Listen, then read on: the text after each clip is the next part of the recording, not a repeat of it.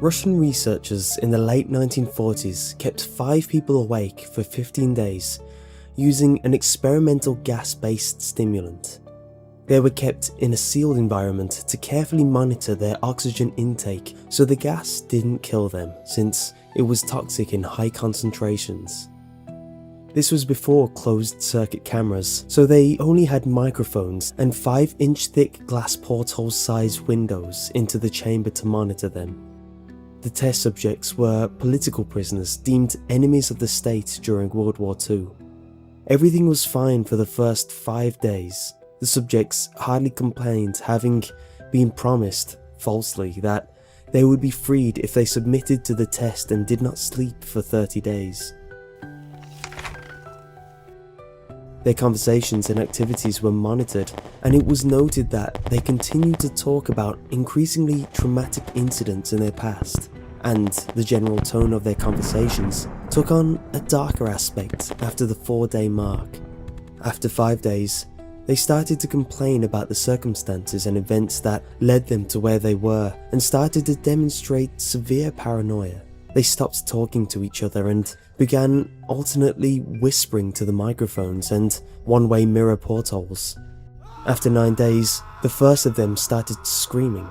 He ran the length of the chamber repeatedly, yelling at the top of his lungs for 3 hours straight. He continued attempting to scream, but was only able to produce occasional squeaks. The most surprising thing about his behaviour is how the other captives reacted to it. Or rather, didn't react to it. They continued whispering to the microphones until the second of the captives started to scream.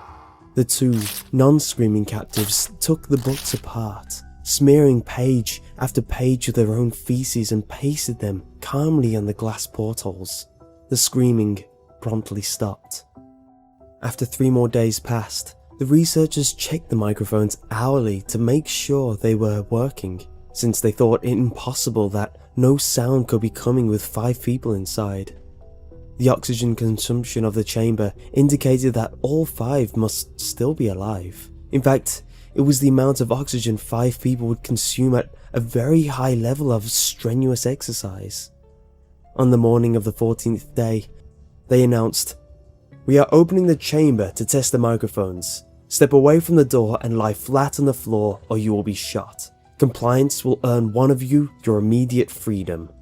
To their surprise, they heard a single phrase in a calm voice respond, "We no longer want to be freed." Debate broke out among the researchers and the military forces funding the research.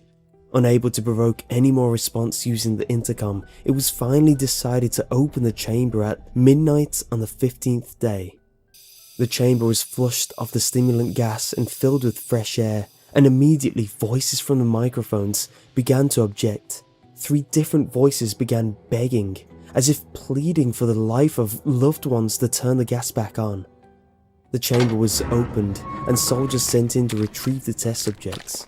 They began to scream louder than ever, and so did the soldiers when they saw what was inside.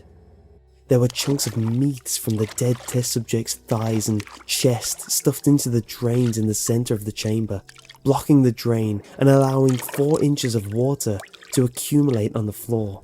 Precisely how much of the water on the floor was actually blood was never determined. All 4 surviving test subjects also had large portions of muscles and skin torn away from their bodies. The destruction of flesh and exposed bone on their fingertips indicated that the wounds were inflicted by hand, not with teeth as researchers initially thought. Closer examination of the position and angle of the wounds indicated that most of it, if not all of them, was self-inflicted. The abominable organs below the ribcage of all 4 test subjects had been removed, while the heart, lungs and diaphragm remained in place. The skin and most of the muscle attached to the ribs had been ripped off, exposing the lungs through the ribcage. All the blood vessels and organs remained intact, but they had been taken out and laid on the floor, fanning out around the eviscerated but still living bodies of the subjects. It quickly became apparent that what they were digesting was their own flesh that they had ripped off and eaten over the course of the days. Most of the soldiers were Russian special operatives at the facility, but many refused to return to the chamber to remove the test subjects. They continued to scream to be left in the chamber and alternately begged and demanded that the gas be turned back on, lest they fall asleep. To everyone's surprise, the test subjects put up a fierce fight in the process of being removed from the chamber. One of the Russian soldiers died from having his throat ripped out. Another was gravely injured by having his testicles ripped off. Another 5 of the soldiers lost their lives if you count ones that committed suicide in the weeks following the incident. In the struggle, one of the 4 living subjects had his spleen ruptured and he bled out almost immediately. The medical researchers attempted to sedate him, but this proved impossible. He was injected with more than 10 times the human dose of a morphine derivative and still fought like a cornered animal, when the heart was seen to beat for a full 2 minutes after he had bled out to the point where there was more air in his vascular system than blood. Even after it stopped, he continued to scream and flail for another 3 minutes, struggling to attack anyone in reach and repeating the word "more" over and over, weaker and weaker, until he fell silent. The surviving 3 test subjects were heavily restrained and moved to a medical facility. The most injured of the 3 was taken to the only surgical operating room that the facility had. In the process of preparing the subject to have his organs placed back within his body, it was found that he was effectively immune to the sedative they had been given him to prepare him for the surgery. He fought furiously against his restraints when the anesthetic gas was brought out to put him under. It took only a little more anesthetic than normal to put him under, and the instant his eyelids fluttered and closed, his heart stopped. The second survivor had been the first of the group of 5 to start screaming. His vocal cords destroyed, he was unable to beg or object to surgery, and he only reacted by shaking his head violently in disapproval when the anesthetic gas was brought near him. He shook his head yes when someone suggested, reluctantly, that they try the surgery without anesthetic, and did not react for the entire 6-hour procedure of replacing his abdominal organs and attempting to cover them with what remained of his skin. When the surgery ended, the subject looked at the surgeon and began to wheeze loudly, attempting to talk while struggling. Assuming this must be something of drastic importance, the surgeon had a pen and paper fetched so the patient could write his message. It was simple. Keep cutting. The other 2 test subjects were given the same surgery, both without anesthetic as well, although they had to be injected with a paralytic for the duration of the operation. The surgeon found it impossible to perform the operation while the patients laughed continuously. Once paralyzed, the subjects could only follow the attending researchers with their eyes. The paralytic cleared their system in an abnormally short period of time, and they were soon trying to escape their bounds.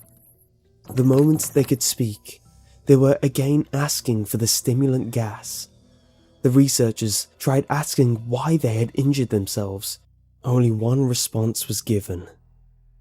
"I must remain awake." All 3 subjects' restraints were reinforced and they were placed back into the chamber, awaiting determination as to what should be done with them. The researchers, facing the wrath of their military benefactors for having failed the stated goals of their project, considered euthanizing the surviving subjects. The commanding officer, an ex-KGB, instead saw potential and wanted to see what would happen if they were put back on the gas. The researchers strongly objected, but were overruled. In preparation for being sealed in the chamber again, the subjects were connected to an EEG monitor and had their restraints padded for long-term confinement. To everyone's surprise, all three stopped struggling the moment it was let slip that they were going back on the gas. It was obvious that, at this point, all three were putting up a great struggle to stay awake. One of the subjects that could speak was humming loudly and continuously. The mute subject was straining his legs against the leather bonds with all his might. The remaining subject was holding his head off his pillow and blinking rapidly. Having been the first to be wired to the EEG, most of the researchers were monitoring his brainwaves in surprise. They were normal, most of the time, but sometimes flatlined inexplicably. It looked as if he were repeatedly suffering brain death before returning to normal.